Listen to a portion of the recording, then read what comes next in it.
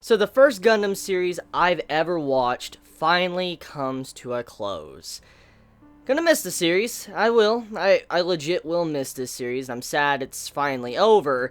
And I will be honest, the finale does have some problems, but overall, it's a solid conclusion to this series. I'm personally satisfied. However, I do admit there is some issues. And so before I get into talking about all the good and stuff, I kind of want to get out one of the biggest glaring issues with this finale. And that is the supporting cast. So, obviously, when it comes to any series, any form of literature, when you have a big cast, that could turn out to be quite the problem, because there's only so much time you could focus on a supporting cast compared to the main cast. And that's kind of the problem here with the finale.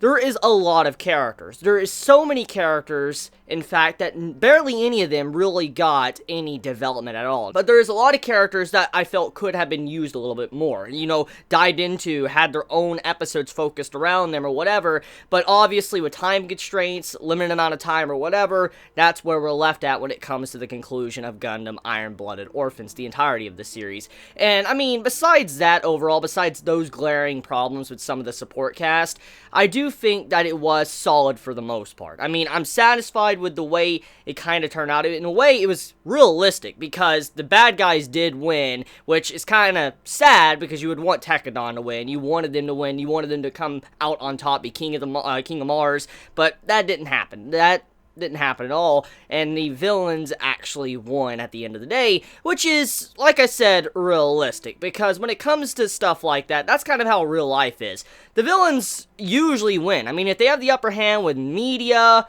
power, you know, all this other stuff with information to people underneath them or whatever, they are probably going to win. I mean, that's just how it is. And evil guys in real life, they don't usually get the bad end. That's how it is.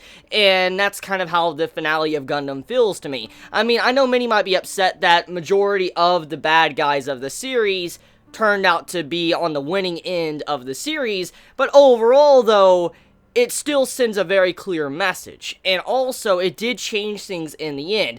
Tekadon's struggle for survival, Tekadon trying to change the world, be the King of Mars, their struggle was not in vain. Their name might be forgotten with time, which everything is eventually forgotten with time, but since their name is probably not recognized much at all besides the people that were around them, the point stands is they changed quite a bit with how the world is going to work from now on.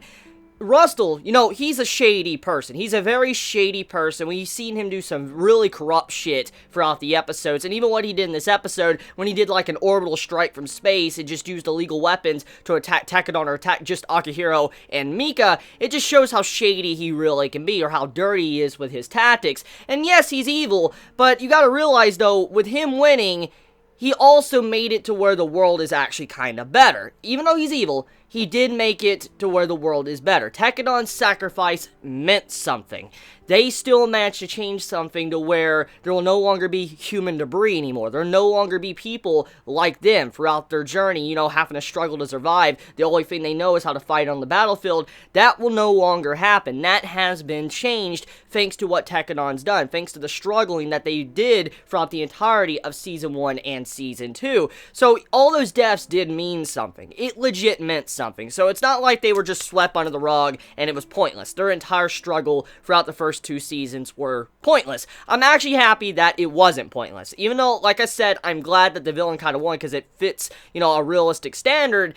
I do, however, appreciate that Tekadon was not pointless at the end of the day. They actually did serve a purpose. Before I get into the deaths of Akihiro to, you know, Mika and all that, let's just talk about the fight, okay?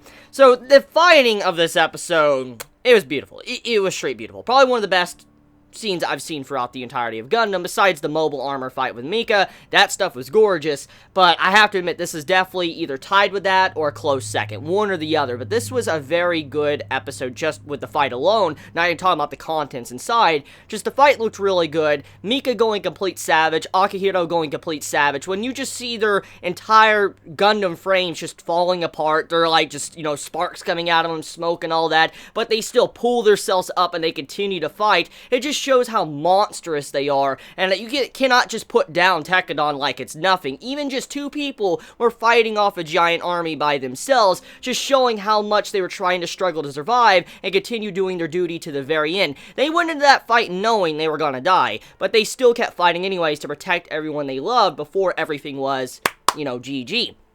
Now, Mika, I love Mika's scene. I love how the man, as he's fighting, he finally finds a purpose. He knows now that everything that's been given to him, he has a purpose now. Orga gave him that purpose. It was the first day he was born when he met Orga, because he got to finally live as a person. And when he constantly was fighting throughout this episode, you just see how he was very happy to be here. He was just looking back and like he was happy. Even though he's laying down his life, he was very happy for what he was doing. And as he's just sitting here going savage, even while he's unconscious, he's just beating the shit out of everyone, ripping them apart. I mean, I love the animation of the scene when he just goes red-eyed mode, like just complete berserker mode. He grabs like the little axe, like the battle axe, and he just spins it around and just jabs it into a machine, and then he goes over to the next one and jabs the other one. It looks so badass. I cannot emphasize how much I love that scene when Mika just rotates that axe in midair and grabs it and starts fighting with it, or when his machine's just breaking down, he just starts using the mobile armor tail just to kill people and all that. I really enjoy that. The little fine details with the fight when Mika was just going all out, and because of the way Mika lost, I'm satisfied with it. He did go all out, you could clearly see that, and it wasn't thanks to bullshit means of how he lost in the first place. Number one, the man took a freaking orbital strike from the sky. Like, holy hell, Akihiro and Mika took an orbital strike. That's impressive enough. That's very impressive. But on top of that, after already taking out so many, probably being exhausted, and then willing themselves back up after that, they still continue to take out more guys once they were already beaten and bruised and bleeding all over the place. They still took more people out. So that is just impressive enough. So Mika didn't go down thanks to a 1v1. Giulietta didn't take down Mika. At the end of the day, it was thanks to impossible odds of how Mika was finally taken down. The devil, the beast, that is Mika, finally being taken down thanks to just overwhelming odds against him. So I can appreciate that. I can definitely appreciate the way Mika went down. It wasn't bullshit, and I'm fine with that. And also with him sacrificing his life and Akihiro sacrificing his life, it also fits with their characters, especially the role they've been playing throughout the entirety of the series, so it doesn't kind of go against what they have been doing. So I'm completely fine with that as well. So with all that push to the side, let's talk about Akihiro for a second, okay? So this man, obviously, he died alongside of Mika in this episode, and Akihiro's death, okay, Akihiro, I gotta admit, I'm sad you died. You were a fucking beast throughout the series, but I gotta admit, I did not know I needed your death so much. You wanna know why? When that man was going down and he heard Eok's name, he heard that man's name spoken to him on the radio, he's like, what? And then he just grabs this man and just smashes him. I'm like, yo. Like, I did not know I needed your death so much, Akihiro. I did not know I needed you to die just to see this man fucking croak. I'm like, oh, Akihiro. Like, I'll tell you right now, everybody right now, up in heaven or wherever, the spiritual realm of Gundam, is just clapping, praising you, congratulations, whatever, because what you did, you just killed the devil of the fucking entire series. You just killed oh, fuck it, I'm so glad Eok died. I'm just so glad that man died. I would have been so mad. Like, I legit would have been so mad if that man survived to the end of the series. Like, he had managed to have a good ending. I would have been pissed off. I legit would have been so mad. But I'm glad he died. I can settle for Giulietta. I could settle for Gali and Rustle having kind of a good conclusion. I could settle for that. However, I could not settle for Eok. I hate that man. That man is just, He should not have lived. So, I'm glad Akihiro, he went down by killing Eok. That's a good way to go. So, Akihiro, thumbs up for that. Anyways, Mika's death. Mika died going unconscious. So, wow, it just shows you how much he pushed himself. The man went so far, he went unconscious, and then he died. So, yeah, I mean, the deaths could have been a little bit more graceful, but, I mean, there's more brutal deaths in this series when you think about it. I mean, look what happened to, Shino in previous episodes. So, I mean, their deaths were a little bit more peaceful compared to some, but still. So, yeah, they died. Our two characters have lived throughout the entirety of Season 1, and now the end of Season 2, they finally died on the final episode, which was to be expected because of, the death flags. So yeah, with all of that, let's just say that the epilogue of the series, like I said, there's some problems with the epilogue. I've already kind of briefly stated that at the beginning of this video, but I'm satisfied with a lot of the conclusions that, we got with this finale. I love seeing Kudelia just, going about her business, trying to set everything up and try to help everybody out, how she got rid of, human debris, and how Rustle was even going in and trying to help this out. It just shows you, once again, the sacrifice of Tekken on what they had to give up to be able to accomplish what they did, of how the entirety of the world died. It sucks that they didn't get to see it. A lot of the members didn't get to see it, but the survivors, at the very least, they're having a lot of a better life now. They're not living, like they were. They're no longer on the run. They're being able to just, do solid work and go home and start a family. So that is a good way for a lot of these characters to have their conclusion. But also, I can understand from Rustle's point of view of why he would help out Kudelia in the first place, which I want to kind of point this out. The whole reason for Rustle to help out was to stop something like this from ever happening. For instance, the, Chocolate Man situation, which, So, because of this, if they don't stop this, if there isn't laws that are changed or things are changed within, politics, something like this will eventually happen again. Maybe not in the next 50 years, but 100 years down the road, if something is not changed, something will happen very similar to this. Another problem will be born once again. And so, thanks to this, thanks to Rustle realizing this, even though he is evil, he had to change things for this wouldn't happen again, for the better of himself, but also the better of the world. So it's kind of funny, and it's ironic, really. I mean, everybody had to die to get what they wanted from the people they were fighting against. Interesting. A lot of the sacrifices and stuff.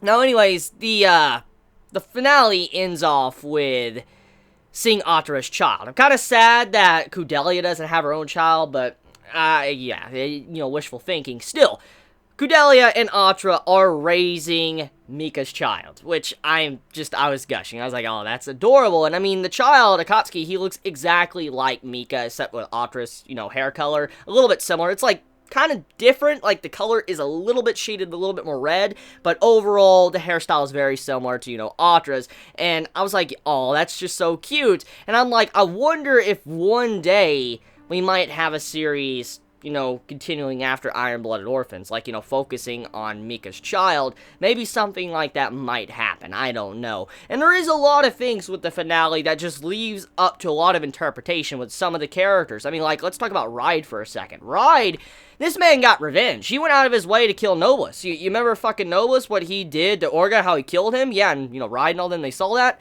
Well, Nobles, he died. He legit got executed, like, completely assassinated by Ride, which was probably one of the most savage moments of the series. Like, that was just straight up cold-blooded, what Ride did to Nobles. I mean, what Nobles did was fucked up, what he did to Orga, which I'm glad, Nobles is dead, but we gotta remember the scene. We gotta remember the scene with what happened to Naze. When Naze died, and then Orga and Tekken and all them, they got the revenge thanks to what happened to Naze, they felt very empty. It didn't feel like they really gained anything at all for getting the revenge. And I feel like that's what Ride is going to feel like, after killing Nobles. After taking him down and all that, I feel like Ride is going to feel very empty. Because revenge makes you feel empty. I mean, once you're done, everything is said and done, there's not much more to do. I mean, did that make you feel any better? Did that bring back anyone? No, it didn't. So, when you look at it like that, it makes you wonder. It really makes you wonder where Ride's character will go. And it's kind of sad, really, that we didn't really get to see that. I would love to see more on Ride's character, love to see what led him to that situation to where he assassinated Nobles. I would love to have dived into his mind of what he was thinking. I would have loved to see these past few years of what he's been doing, planning for this very moment. I would just have loved to see that dived into, but sadly it wasn't, which goes back to the main problem I said earlier on, is a lot of the supporting cast, they didn't get developed like they should, which kind of sad, but maybe one day, who knows? I know Gundam has a lot of series, which I haven't watched any others, but I know Gundam has a lot of series. Maybe one day we might get like a spin-off or something on Ride or other characters, or we might get a continuation. I don't know. Maybe we'll get a continuation set maybe 10 to 20 years in the future after the events of Iron-Blooded Orphans. I'd like that. I definitely would be down with that, but I don't know if that'll happen, and I don't know how popular Iron-Blooded Orphans is in Japan. I mean, I know there's a big fan base. I know there is, because so many of you cheapies talk about it and recommended me to start this series, and there's so many people that talk about it on social media, but I'm just curious if there is a potential possibility for one day a continuation. Maybe going by a different name, but a continuation. Who knows? So yeah, with that being said, I guess this is my finale, my final review of Iron-Blooded Orphan. I'm kind of sad, but all good things, like I always say, must come to an end. Oh, I don't know what Gundam I'll start next. I mean, I want to get into Gundam more, because now I can't look forward to new episodes of this, so I'll have to figure out the next Gundam series for me to watch. I could go back to the classics or whatever. I know there's a lot of good classical Gundam series to watch, because many have recommended them to me, but I don't know. We'll see where that goes, but it's been fun, and I just want to say my final things before I conclude this, series and my final video. Thank you all of you know who you are, that recommended me to watch Gundam.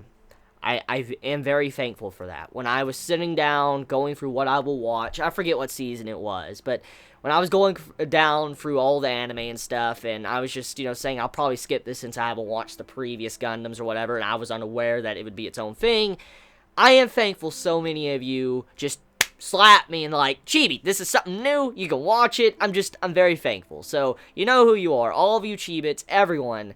Even if you're not watching me anymore, maybe one day you might, see this. I am thankful you got me into this series, and I'm glad I got to watch it to the very end. So thank you. You all have a wonderful day or nights wherever you live. Please be safe. Chibi out.